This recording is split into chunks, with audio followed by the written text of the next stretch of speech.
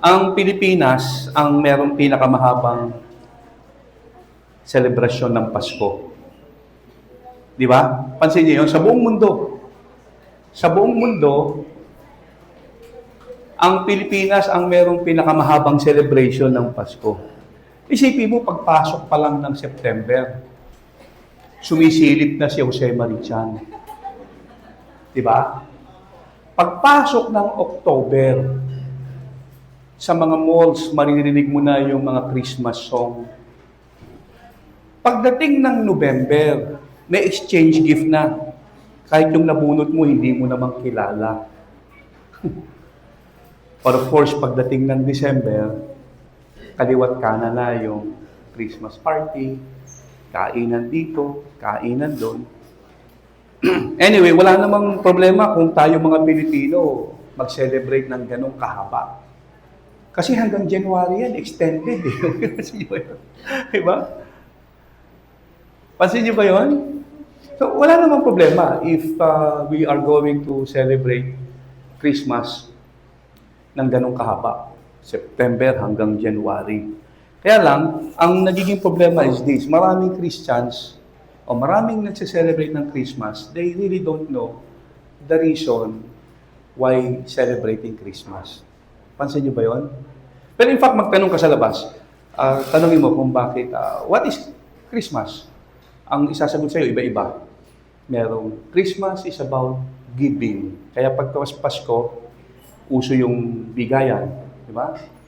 Christmas is about loving. Kaya yung mga tao na merong mga kaaway, no, nagde-decide na makipagbate. So, a lot of people has different meaning o definitions sa Pasko. Pero karamihan sa kanila, hindi natutumbok yung tunay na kahulugan ng Pasko.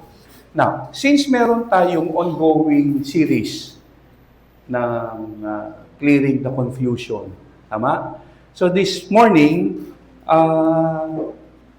ginusto natin na may tema pa rin ng series natin ng Clearing the Confusion, ang celebration ng Christmas o yung mensahe ng Christmas.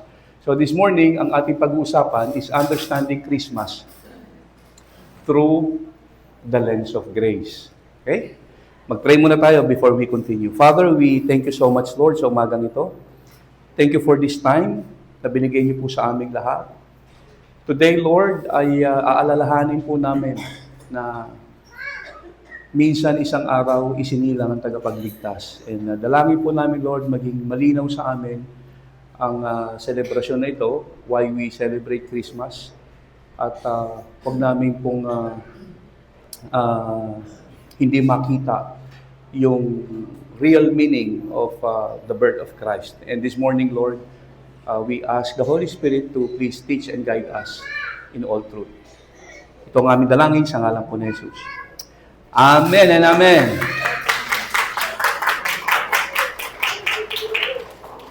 Alright, understanding Christmas through the lens of grace. Tatlo lang itong pag-uusapan natin ngayong umaga. Dahil meron pa tayong program maya-maya, so bibilisan lang natin. Pero siyempre, hindi naman natin hindi uunawain yung bawat punto na ating i-discuss. Alright? So, ano tong tatlong ito? Una, alam nyo ba na merong mga taong hindi nagse-celebrate ng Christmas? Ito yung unang i-discuss natin, yung refusal to celebrate Christmas. Napakaraming religious group ang hindi nagse-celebrate ng Christmas. INC, diba? Yung Iglesia ni Cristo, Jehovah's Witness, Dating Daan, and even among Christians, no, sa evangelical church, sa body of Christ, alam niyo ba na meron ding mga Christians, genuine believers. Minsan nga nagbati ako sa isang kaibigang pastor, binati ko, Merry Christmas. Nirebuke ako eh. Binati ko, Merry Christmas. Ang sinagot sa akin, sarcastic yung pagkakasagot eh, no? para kung nililecturan ako na hindi dapat mag-celebrate ng Christmas, etc., etc. Di ba? Siyempre, medyo hindi maganda ang dating sa atin nun. Di ba? Kasi kahit naman yung paniniwala mo ay medyo iba sa paniniwala ko, sana naging ano ka na lang, naging friendly ka na lang. Thank you. At kahit thank you na lang, di ba? Hindi ka na bumate kung hindi ka naniniwalang may Christmas. No? Sana thank you ka na lang. Okay. So, kasama po natin yan sa Christian community. Pastor po yun. Christian talaga yun. So, hindi lang sa mga ibang religious group na alam nating medyo sablay, no, yung kanilang paniniwala. Hindi lang sa kanila ang uso yung hindi nagse-celebrate ng Christmas. Even some genuine believers, hindi rin sila nagse-celebrate ng Christmas. At hindi lang yun, kinikriticize pa nila yung mga fellow believers na nagse-celebrate ng Christmas. Now, ano ang reason bakit hindi sila nagse-celebrate ng Pasko? Dalawa. I'll give you two reasons na madalas yung marinig sa kanila. Number one, it is not biblical. Wala sa Bible yan. Hindi inutos ng Diyos na ipagdiwang ang birthday ni Jesus.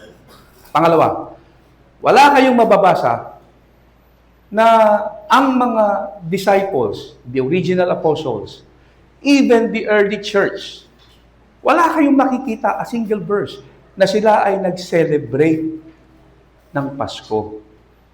Okay? At lalong-lalo na, hindi naman December 25 pinanganak si Jesus. Alright? So yun yung una.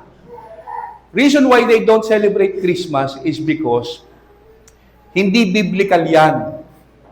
Wala kayong mababasa sa Bible na ang mga apostles, even the early church, celebrated Christmas o pinagdiwang yung birthday ni Jesus. At lalong-lalo na hindi December 25. Pangalawang dahilan, bakit hindi sila nag-celebrate ng Pasko? Is because ang Christmas actually ay hinango yan, yung December 25. Ang December 25 ay hinango yan sa birthday ng isang sun god ng mga Romano. Kilala niyo ba to? Si Sol Invictus. Siya ay sun god na kinikilala ng mga Romano. Pinagdiriwang ang kanyang birthday ng December 25.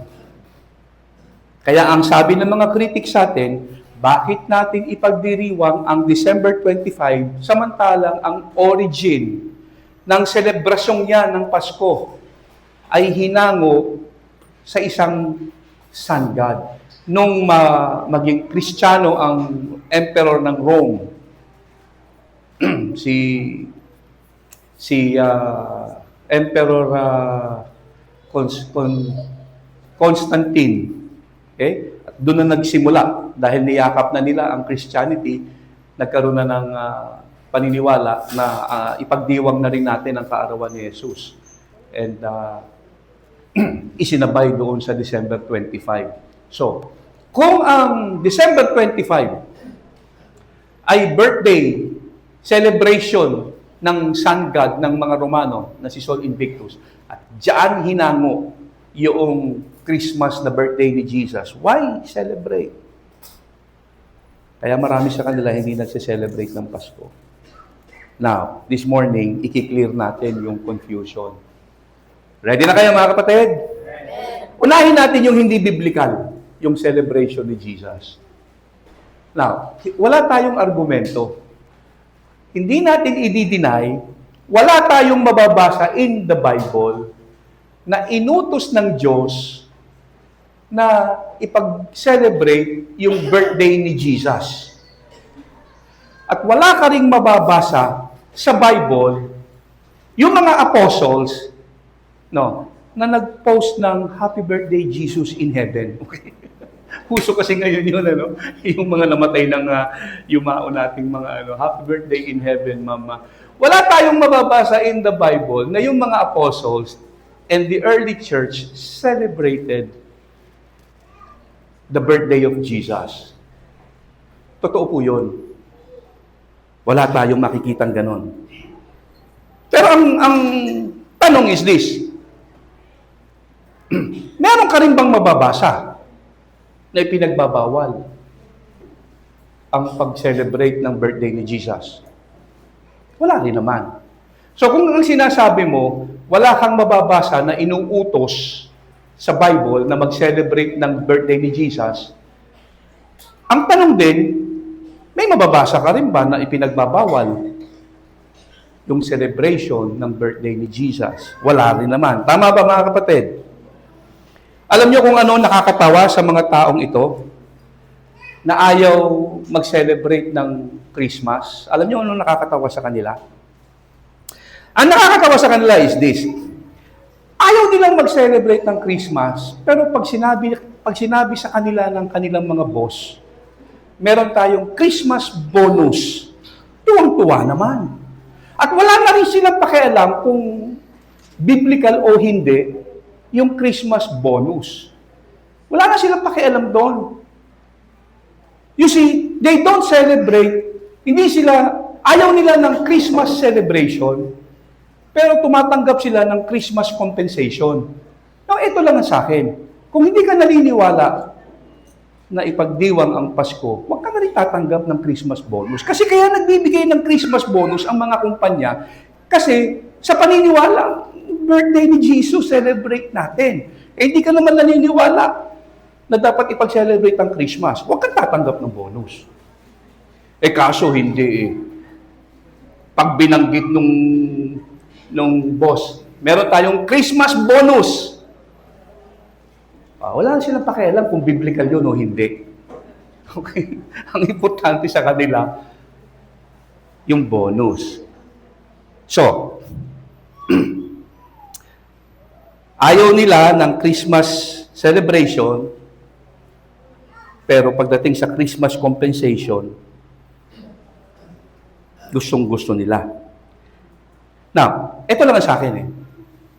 Kung tumatanggap ka ng Christmas bonus, baka pwedeng tanggapin mo na rin yung message of Christmas.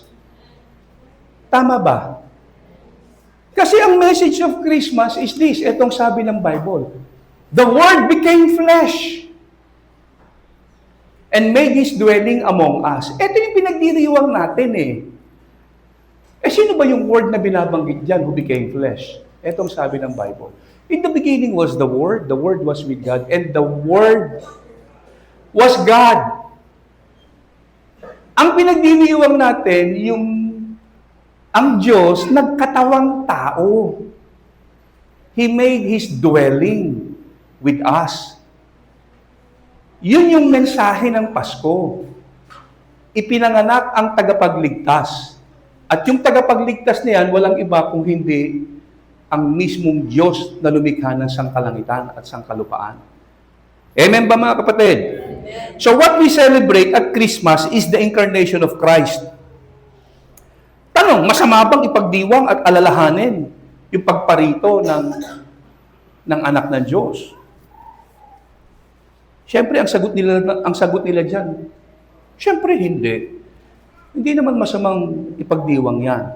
Maaring walang masama doon. Pero, bakit December 25? Ayan yung kanilang argumento. O sige, wala namang masama. Sige, gusto nyo alalahanin yung birthday ni Jesus. Pero bakit December 25? Eh, alam nyo naman na December 25 ay hinango sa birthday ni Sol Invictus na isang sun god. Well, sa unang tingin, parang may punto, no? Tama ba? Oo nga naman. Bakit December 25 natin ipagse-celebrate kung birthday nga ito ni Sol Invictus at posibleng doon hinango? May tanong ako sa inyo. Sino bang pinagdiriwang natin pag December 25? Si Sol Invictus? May tanong uli ako sa inyo. Ilan sa inyo ang ngayon lang narinig ang pangalang Sol Invictus? Taas ang kamay. Okay. Yung dati nang alam, taas ang kamay. Okay, siya. Yung walang pakialam, taas ang kamay. Tingin kayo sa harapan. You see, since most of you here, dadalawa lang yung dating nakakaalam na, Since most of you here, ngayon nyo lang nalaman na ang December 25, birthday ni Sol Invictus na isang sun god, ibig sabihin, pag December 25, ang iniisip mo na ipinagdiriwang natin, si Jesus. Hindi naman si Sol Invictus. Naunawaan niyo po ako. Not unless ang nasa isip mo pag December 25 is si Sol Invictus, yung sun god. At hindi si Jesus, yung Son of God. So we need to understand, mga kapatid, Christmas is about the sun. S-O-N. Not the sun. S-U-N. Amen ba, mga kapatid?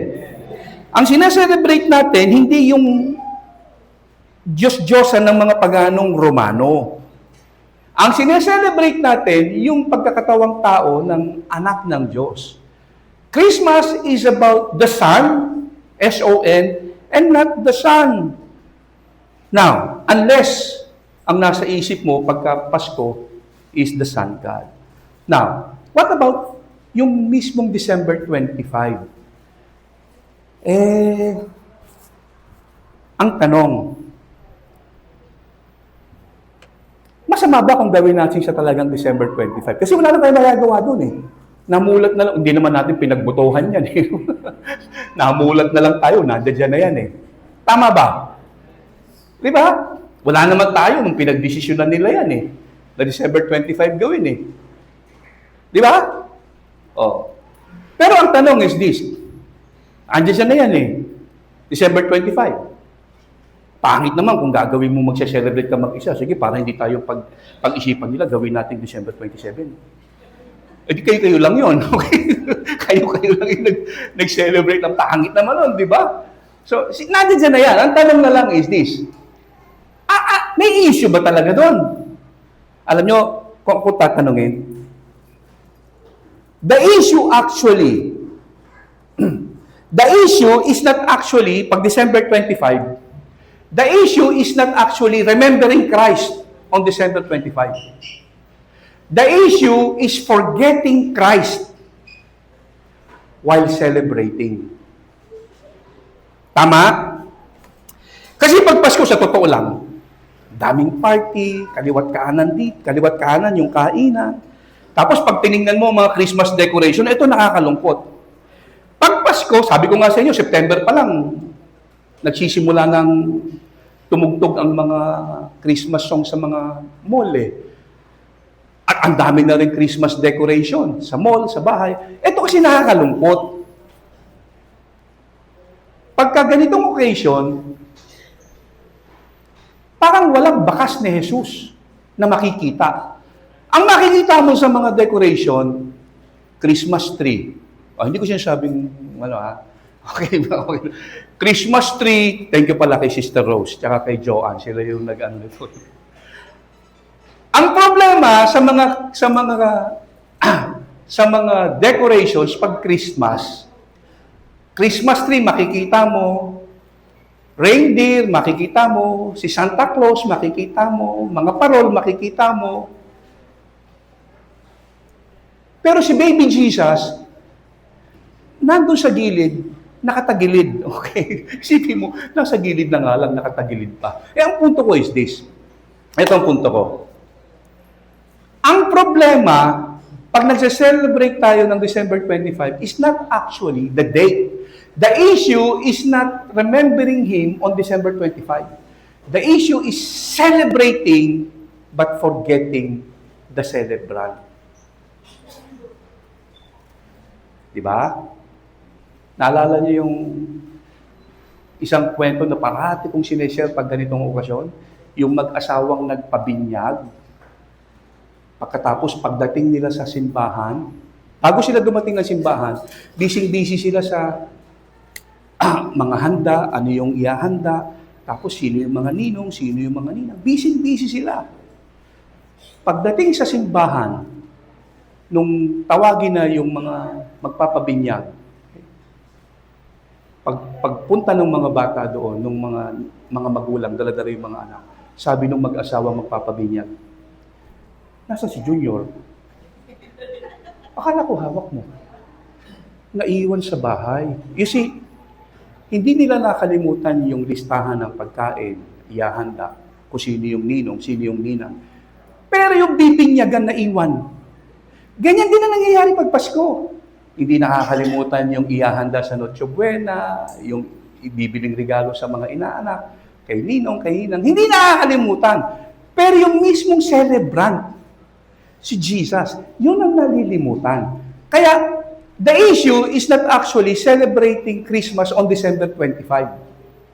The issue is forgetting the celebrant on December 25. Tama ba mga kapatid? Forgetting Christ while celebrating Christmas. Yun ang issue. So Christmas, hindi na issue kung yan ay posibleng doon nila hinango. Wala tayong pakialam doon eh. Tama ba?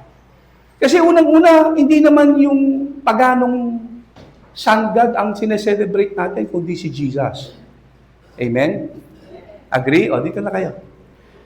At pag December 25, ang mahalaga, si Jesus ay inaalala natin. Alright. Now, pangalawa, second thing. We need to see that Christmas is good news. Not just good advice. Amen? Amen? Let me repeat that. Christmas is good news, not good advice. Tingnan niyo itong sabi ni ayaw na.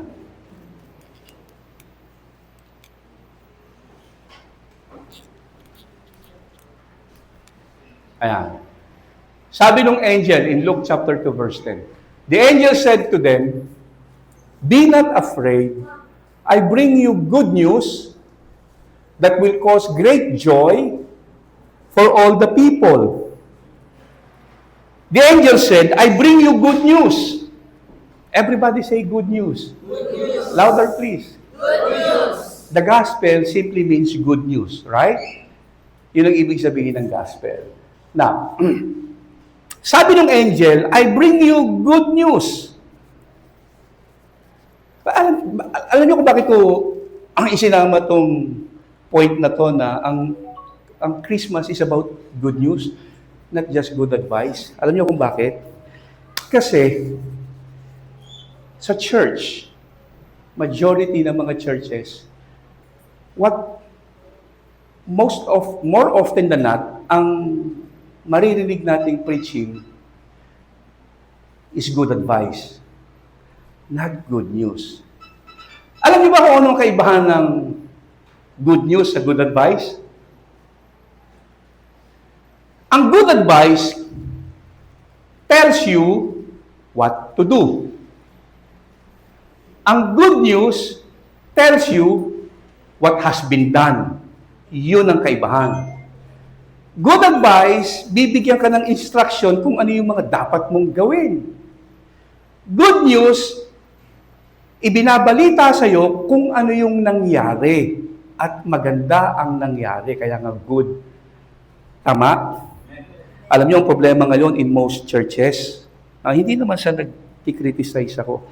Kaya lang, mag-observe kayo kahit sa mga FB lang, sa mga preaching. Ang madalas nating maririnig na mensahe sa pulpito is good advice, not good news. Samantalang ang utos ni Lord sa atin, preach the gospel, meaning the good news. Pero most preachers today, ang ipinipreach, good advice. Kamakailan lang, meron akong kaibigang pastor, nag-post sa FB. Actually, marami siyang pinopost. Kaya lang, dahil naisip kong isama to sa point na aking i-share, naisip kong i-share yung kanyang ipinost. Now, tinakpan ko na lang yung mukha niya kasi baka may nakakakilala sa inyo eh. Okay? Etong sabi niya, "If you want to be 10 times better, You need to change yourself, your attitude, your mindset, the way you speak. 3 things you must follow. You should have a better behavior. You should have a better boundaries. You should have a better building. Better. Now, this is a classic example of good advice. Tama? Andun ba si Jesus sa kanyang sineshare? Napansin niyo ba? Andiyan ba si Jesus? Nasaan si Jesus dyan? Actually, halos lahat ng mga post niya, puro how to become a better person. At hindi ho nag-iisa yung kaibigan natin na yan na ganyan ang tema ng preaching. Halos majority ng churches in the body of Christ, ang mensahe ay nakasentro sa behavior improvement, character development, sin management. Ang madalas nilang binibigay na mensahe sa mga tao is just good advice. Ang tema nila is this: do better, try harder, be more. Kung gusto mong pagpalain ka ng Diyos, sumunod ka. Kaya ka hindi pinagpapala kasi hindi ka sumusunod eh.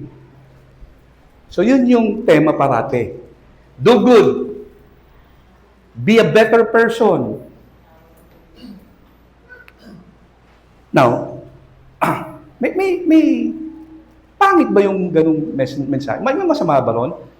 Actually, wala. Masarap na makinig ng ganun eh. Isipin mo, they will teach you how to be humble, how to be prayerful, how to be patient.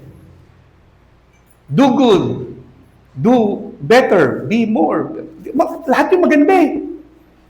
Tama ba? Mag-observe kayo sa mga mapapakinggan ninyong preaching sa body of Christ. Majority, madalas, ang ibinibigay is just a good advice. Now, don't get me wrong. Wala hong masama sa moral teaching. Walang masama doon. Okay? Actually, yan yung hinahanap natin eh. Hindi hinahanap, actually. Mas magandang term yung gamiting, yan yung nakakakiliti sa ating damdamin. You know why? Kasi ang default system natin is work. Bata pa tayo, sinasabihan ka na ng nanay at tatay mo, kung gusto mong umasenso sa buhay, paghirapan mo yan. Gusto mong makakuha ng mataas na grade, mag-aral kang mabuti. Gusto mong ma-promote sa trabaho, magsipag ka at husayan mo. Yun yung default natin. In order for you to achieve something, work hard for it. Default natin yun eh. Kaya kapag may nagbibigay sa iyo ng mga payo, mga advice, for you to become better, gustong-gusto mo yun. Kaya yung mga Christians, pagka linggo, ang hinahanap nilang preaching, yung kung ano yung gagawin nila ng Lunes. Kaya kayo? Pero, sabi ng angel is this: I bring you good news. But what preachers today, I bring you good advice. You see the difference? Ano sa Tagalog ang news? Balita. Anong Tagalog ng advice? Payo. Ang advice, instruction. Assignment. May pagagawa sa'yo. Ang news, meron lamang ibinabalita sa'yo na nangyari na. Tama ba? At ang Diyos nag-utos sa atin, share the good news. Ibabalita ninyo ang magandang balita. Kaso, ang naririnig natin madalas, magagandang payo. Andiyan po kayo? Alam nyo, kapag ang preaching good advice, sa totoo lang, you will be motivated. Kaya nga ang tawag sa kanila mga motivational speaker. Maraming mga bilib na bilib sa mga motivational speaker eh. Ang motivational speaker yan. Kasi lahat ng preaching yan, namomotivate ako to do something, okay? Ang ganda kasi pakinggan yun eh. Di po ba? Tuwan-tuwa tayo makinig sa mga motivational speaker. Now, kapag ka ang good advice preaching, you will be motivated. Pero alam niyo kung anong resulta niyan? Ang resulta niyan is this. Condemnation. Bakit? Kasi you will try. You will try to do. To obey kung ano man yung instruction niya. And for sure, maaring in few days, makaka-comply ka. But in the long run, you will fail. At pag nag-fail ka, you will feel guilty. At pagka nanganak yung guilt, you will feel condemned. Yun ang resulta nun. Tama ba? Kaya ang advice ko sa inyo, biglang nag-advise, no?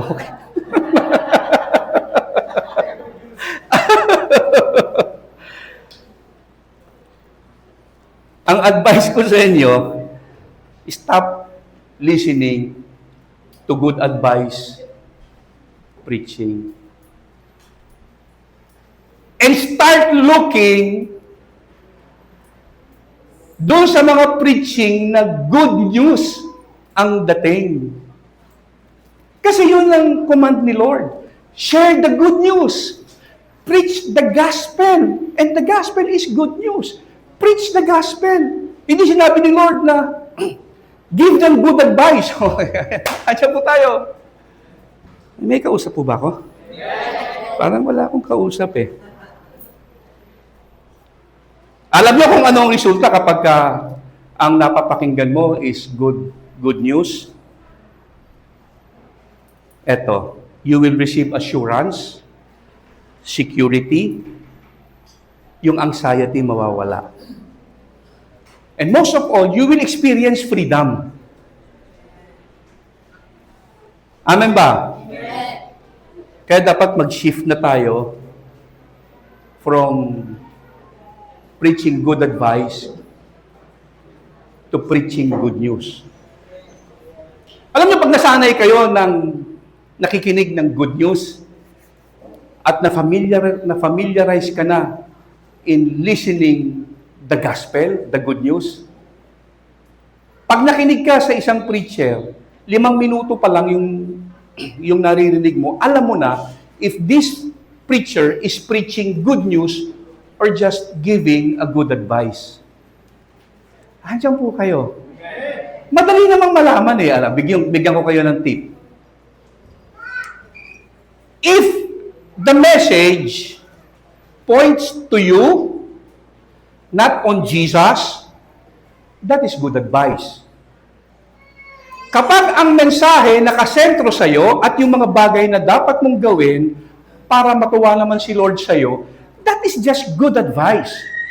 At napansin niyo, halos lahat ng mga mensahe na papakinggan natin sa mga pastor, puro yung mga kailangan mong gawin para si Lord matuwa naman sa iyo. Now, hindi pangit pakinggan yun. Actually, hindi mo mapapansin na may mali doon. Actually, wala namang mali doon. Wala naman sanang mali doon eh. But what people need is not good advice. People need the good news. Ang kailangan nilang marinig, yung ginawa ni Jesus para sa kanila. Hindi yung mga dapat mong gawin para sa Kanya. So kapag ang mensahe nakasentro sa iyo, if the message points to you at sa mga bagay na dapat mong gawin para si Lord matuwa sa iyo, that is good advice. Pag ang mensahe nakasentro kay Jesus at sa kanyang mga ginawa para sa iyo, that is good news.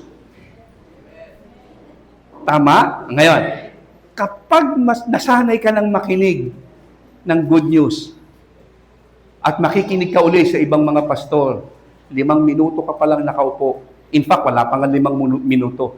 Alam mo na, kung ang pinakikinggan mo is just a good advice and not good news. Andiyan po kayo. Kaya pagka nakinig kayo, just ask yourself a simple question. Ito bang mensahe niya nakasentro sa akin? O nakasentro kay Jesus? Di ba?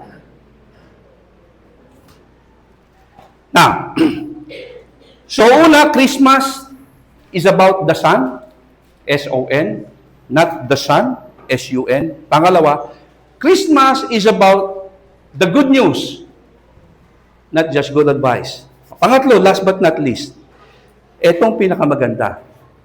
Christmas is Jesus being born under the law so that we believers could live under grace.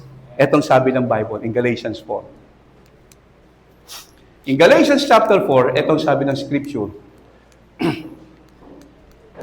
Naglolo ko na naman siya.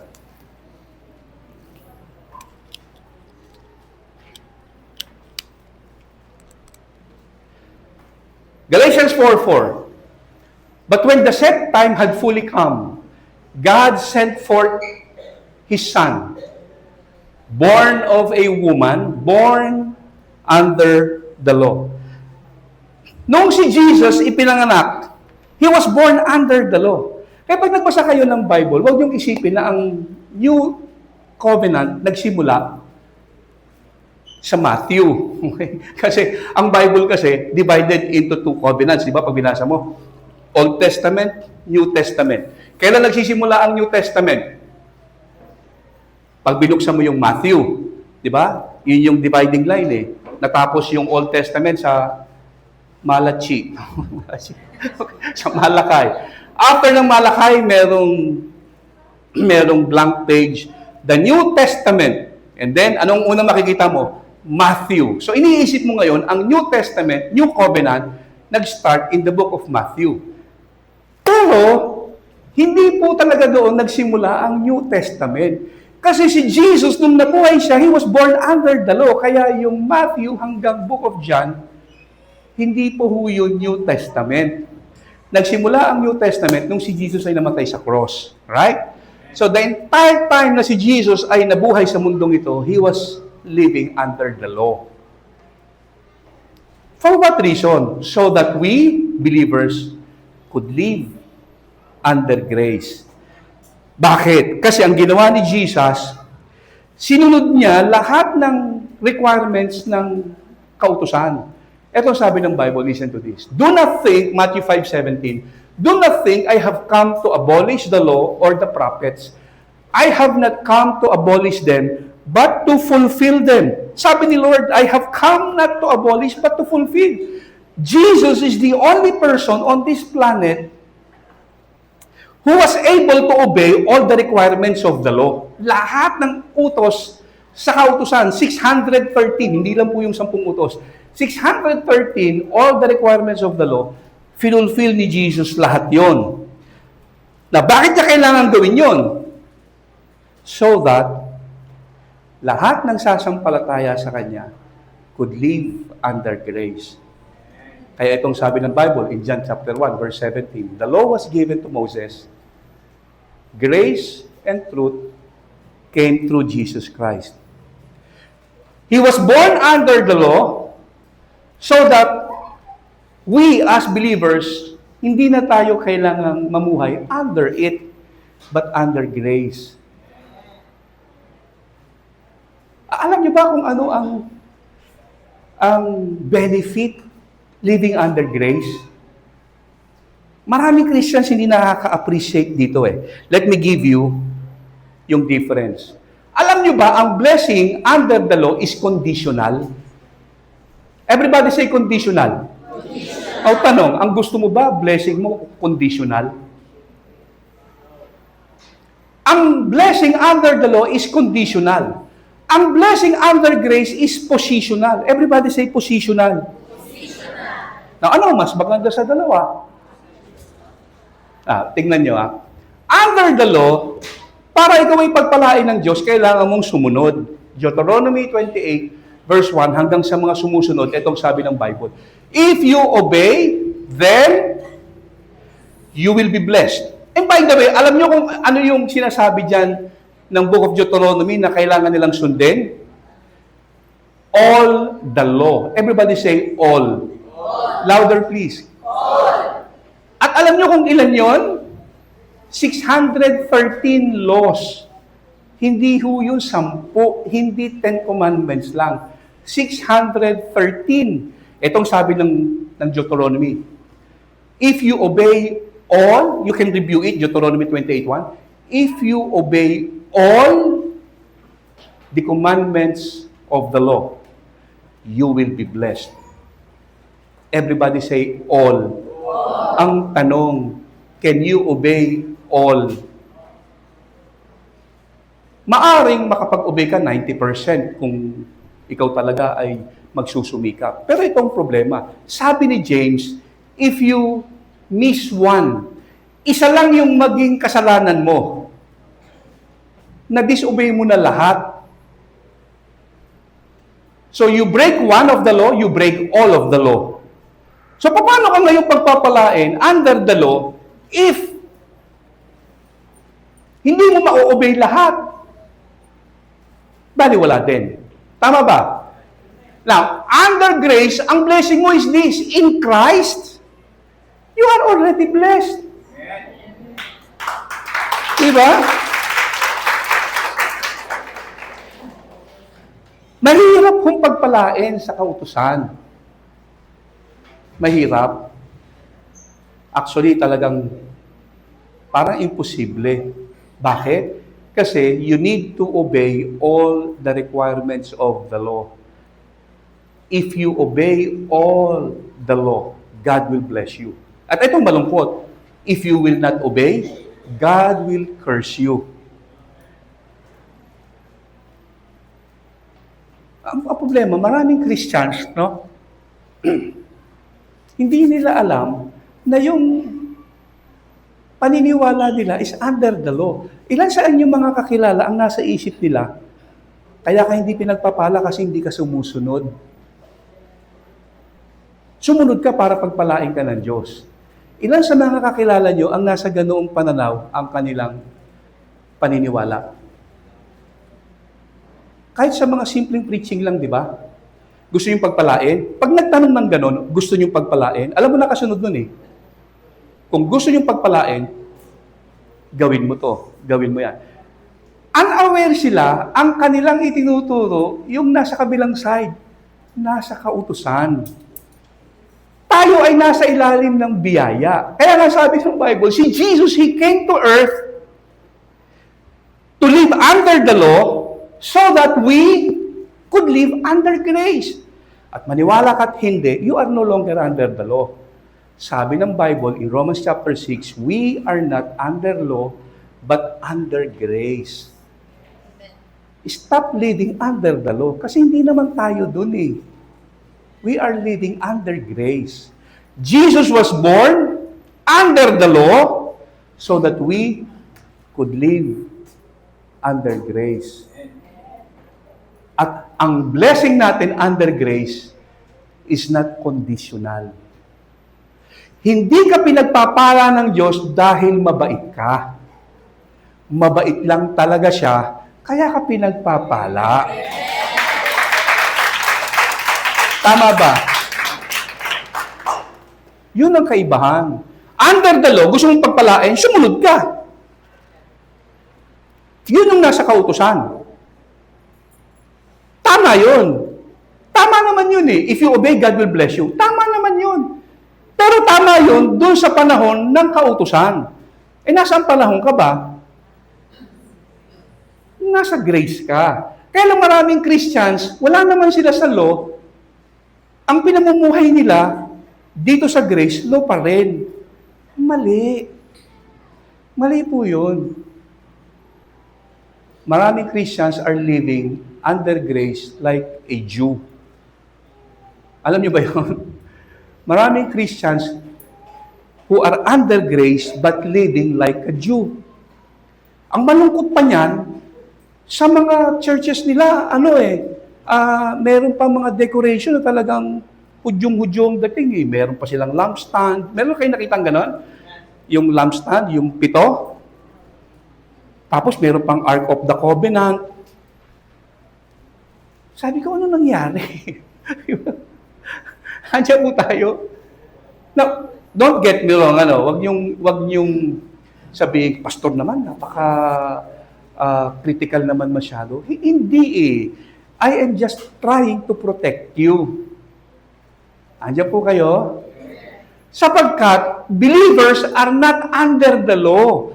We are under grace. Malinaw yan sa Bible. Romans chapter 6 verse 14. You are not under law, but under grace. And by the way, hindi ho mahirap intindihin yon. Hindi mo kailangan maging matalino para maunawaan yon. You are not under law. Mahirap bang intindihin? Taas nga ang kamay nung hindi naintindihan. Lahat naintindihan. Salamat naman. You are not under law, but under grace. So, anong under ka? Grace. Alam niyo kung anong blessing under grace? Hindi siya conditional, positional. In Christ, you are blessed. Ito pang matindi. Wala ka nang gagawin kung hindi mag-amen lang. Tignan mo to. For no matter how many promises God has made, alam mo ba kung gaano karami mga promises ang ginawa ng Diyos sa kanyang salita? Ilan sa inyo ang may idea how many promises God has made in the Bible? Magbigay nga kayo kahit 2 lang. Ang dami, 32,000 daw. Oh.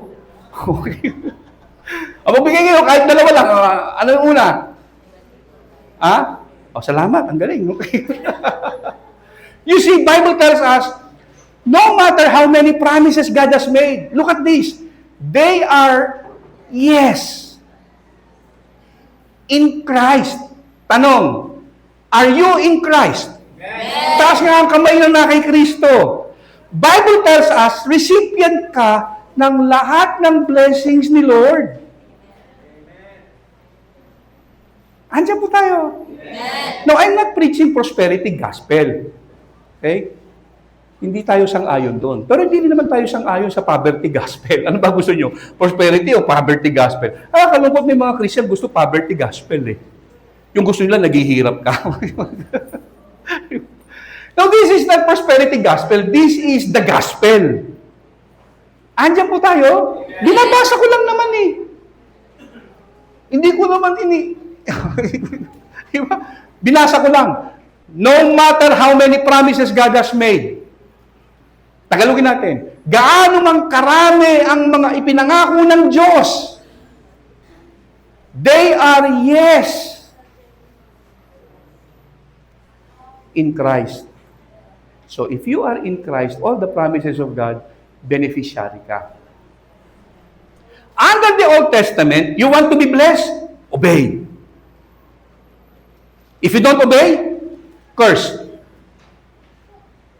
Under the New Testament, are you in Christ? Blessed. Kita niyo yun? Kaya lang maraming Christians today, blessed sila, pero namumuhay sila na parang hindi kasi ang nasa utak nila, nandun pa rin sila sa Old Testament, kailangan nilang paghirapan yung blessing. Andiyan tayo. Wala silang iniwan dun sa, naalala niyo yung isang probinsyano na nangarap na makapunta ng Maynila dahil naisip niya sa Maynila maraming umaasenso. So, sinulatan niya yung pinsan niya sa Maynila. Insan, baka pwede mo naman akong sponsoran ng pamasahe papuntang Maynila. Kasi gusto kong makapunta ng Maynila para na sa gano'n naman, umasenso ang buhay ko. O sige, insan, walang problema yan. Padadalang kita ng ticket. Pinadalan siya ng ticket. Sumakay siya ng barko. Nagbaon siya ng ilang pirasong pandesal. At dahil konti lang yung binaon niyang tinapay, tinitipid-tipid niya yung pandesal. 24 oras yung biyahe. So yung almusal, kumain lang siya ng ilang pirasong tinapay. Nung tanghalian, kumain lang siya ng ilang pirasong tinapay. Nung hapunan, kumain lang siya ng ilang piraso. Nung almusal, gutom na talaga siya. Sabi niya, hindi ko na kaya to. Ang ginawa niya, nagpunta siya ron sa merong kainan, yung buffet. Nagpunta siya ron, nakiusap siya ron sa waiter. Waiter, pwede ba akong kumain? Kahit maghugas na lang ako ng pinggan. Pakainin niyo lang ako. Sabi ng waiter, pasahero ba kayo talaga dito? Pakita nga ho ng ticket ninyo. Pinakita yung ticket. Ay, sir, business class ito eh. Ibig sabihin, sir, libre ang pagkain nyo. Dito. Ha? Dito sa buffet? Oo, sir. Kahit gaano karaming kainin nyo rito, libre kasi bayad na. Bayad yung ticket nyo. You see, may blessing siya na pwede niyang angkinin lahat yung pagkain doon hanggang mabundat siya. Pero nagtitipid siya sa tinapay na ilang piraso, almusal, tanghali, hapunan. Alam niyo, maraming Christians ang ganyan ngayon. Blessed na sila dahil binayaran na ni Jesus. Andiyan kayo? Yung ticket niya, bayad na yung mga pagkain. Yung ticket ninyo, blessed na rin tayo. Kaya lang, ano ang problema? Ignorance. Say with me, ignorance. Yun ang naging problema ng mama. Hindi niya alam. Hindi niya alam na libre na pala yung pagkain doon sa ticket.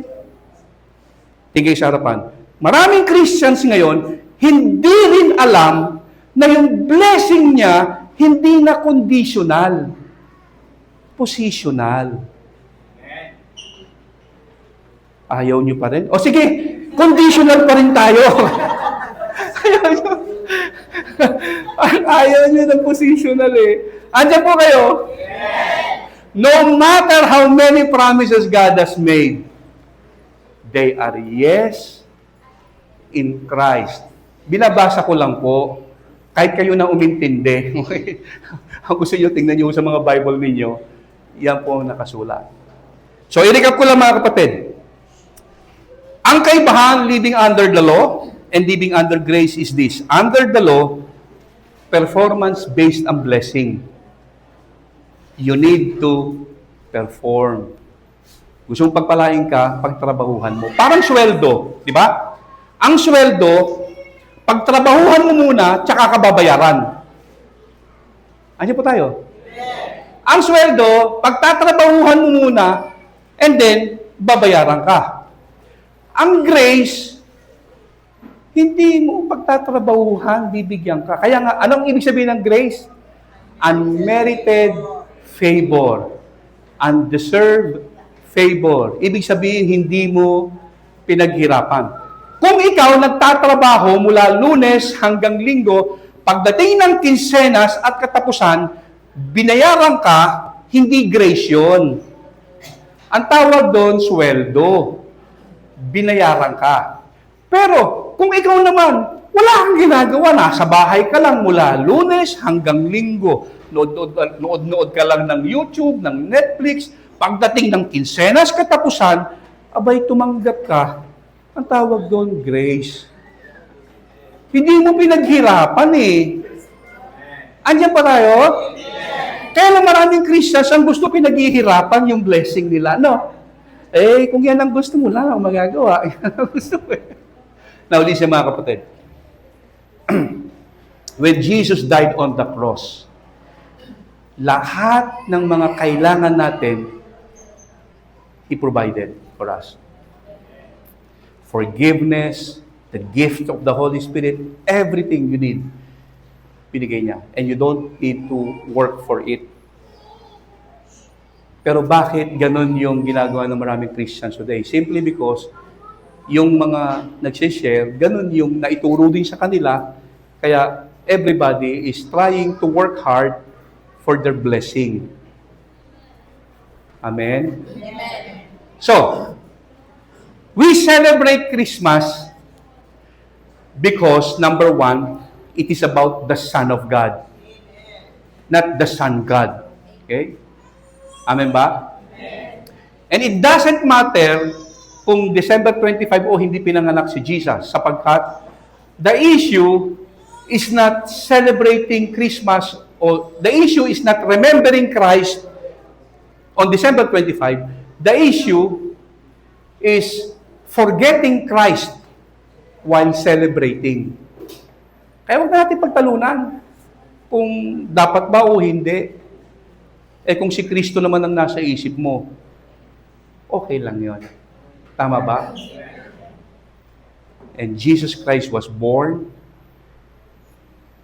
who live under the law so that we could live under grace. Palakpakan natin ang Panginoon.